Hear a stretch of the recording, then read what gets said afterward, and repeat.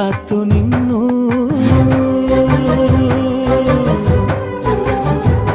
ഒരു കാറ്റായി മഴയായി കിളിവാതിലിൽ വന്നു ചാരേ നിന്നെ കൺപാർക്കുവാൻ.